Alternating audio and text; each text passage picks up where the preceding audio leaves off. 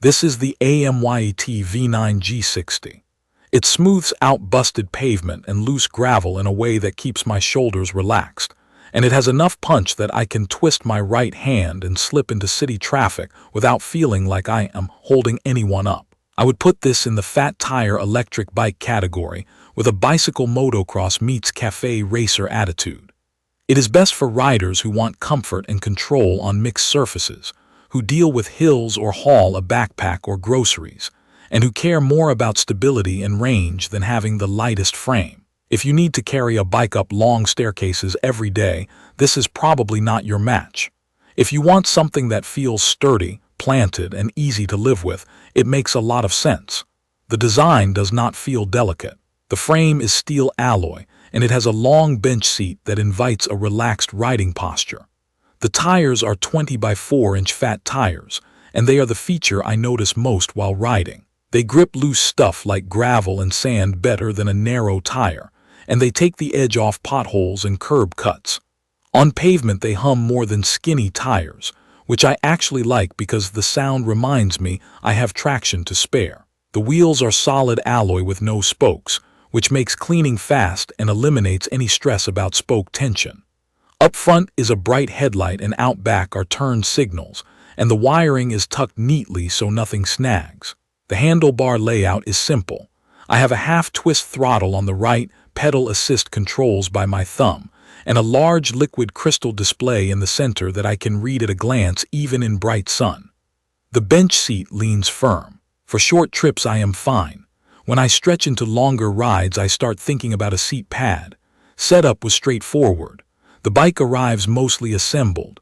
I attached the front wheel and fender, aligned the brake, adjusted the handlebar, checked all the bolts, set tire pressure, and was rolling. The only head scratcher at first was the two-key system. One key is for the ignition and the other is for the battery lock. It is secure, and it makes sense once you use it a couple of times, but it is worth getting into the habit of keeping both keys on the same ring. On the road, the first thing I noticed was the motor. It is a brushless 1,000-watt motor that can peak at around 1,500 watts. Brushless motors tend to be smoother and need less maintenance, and that is exactly how this feels. When I give the throttle a twist, the bike eases forward without a jerk, and then it pulls harder as speed rises. Hitting around 28 miles per hour came easily for me on flat ground. The brand says it can reach around 32 miles per hour, and I could see a lighter rider or a gentle downhill getting there. I never felt out of control at speed. Those big tires and the long wheelbase keep the bike settled when I brake or change lanes.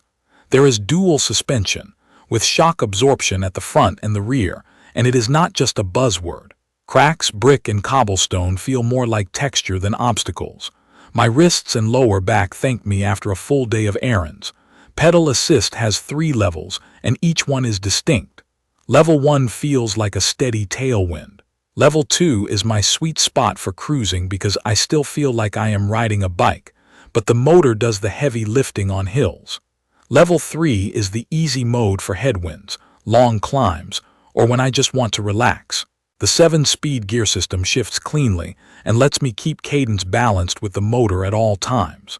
Throttle-only riding is effortless and fun, but it will eat into range faster than pedal assist. That is true for every electric bike, and it is true here. Braking is handled by mechanical disc brakes. They are predictable and strong enough for the speeds this bike reaches. I can modulate well, and they do not squeal when set up right. If I were building a dream version, hydraulic brakes would be on my wish list because they offer a lighter lever feel and a bit more finesse. Even so, these brakes never gave me a scare. Hard stops were straight and controlled, and the tires held without sliding. Battery life has been solid. The pack is a 48-volt, 20-amp-hour unit that pops out easily for charging. The removable design matters in daily use, especially if you live in an apartment or park in a garage without outlets. I carried the battery inside and charged it overnight. From empty to full takes around 7 to 8 hours with the included charger. Range depends on how you ride, your weight, your terrain, and weather. With mostly pedal assist on level 2 and some throttle bursts, I have been able to cover a full day of city riding without anxiety. If I go throttle only and ride hard, I can watch the battery gauge drop faster, but it is still practical for a typical commute. There is a universal serial bus port on the battery. I tried topping up my phone during a long stop and it worked. It is one of those features you might not use often, but it is great to have when you need it. I put the AMYET V9-G60 through a mix of routes. A morning grocery run meant packed panniers, rolling hills, and impatient traffic.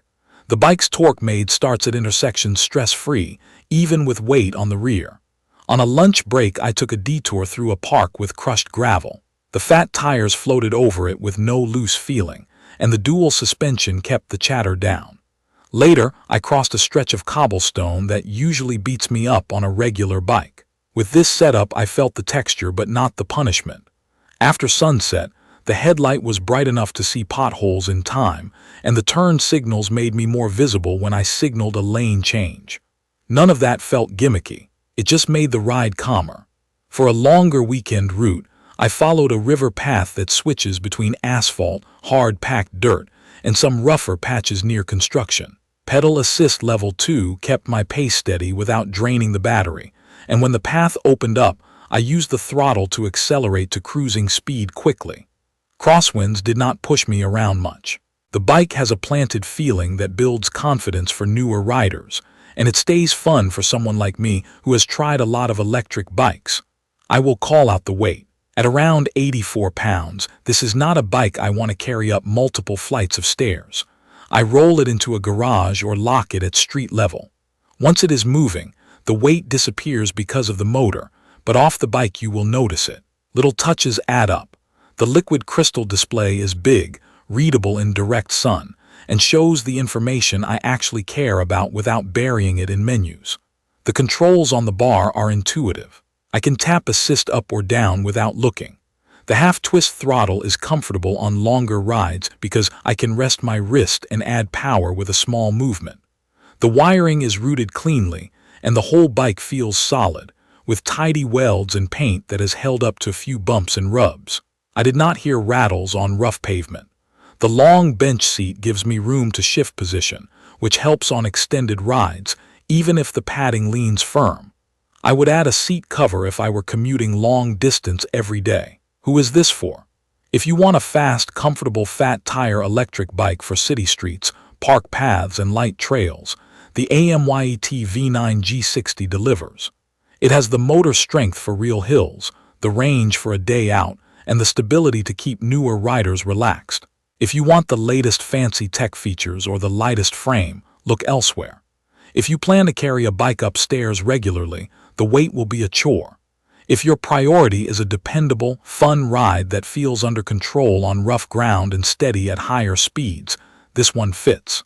The combination of a smooth, powerful brushless motor, true dual suspension, and a large removable battery makes daily use easy. Mechanical brakes get the job done, though I would not complain about a hydraulic upgrade. The seat is a bit firm, and the tires hum on pavement. But those trade-offs are worth it for the stability and confidence I get every time I roll over something that would usually make me wince. This is the kind of bike that makes me take the long way home. It lets me blend a practical commute with a bit of play without asking me to baby it or think too hard about settings. Twist, pedal, and go. That is the appeal. I'll leave the details about the AMYET V9-G60 in the comments for you to check out. See you in the next video.